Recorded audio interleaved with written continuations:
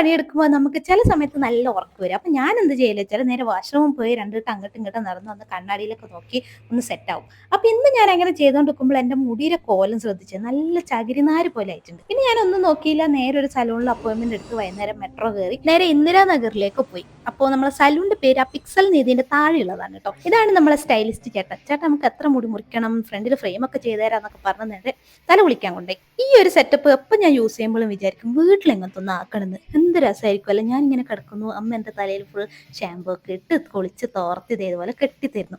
എന്തൊരു എളുപ്പ കാര്യങ്ങൾ. മുടി മുറിക്കുന്നതിന്റെ ഇടയിൽ ചെറുതായിട്ട് ഞങ്ങൾ പരിചയപ്പെട്ടു. ആളൊരു ഡാർജിലിംഗുകാരനാട്ടോ. ഞാൻ കേരളത്തിലാന്ന് പറഞ്ഞപ്പോൾ അയ്യോ കേരളത്തിൽ വന്നിട്ടില്ല.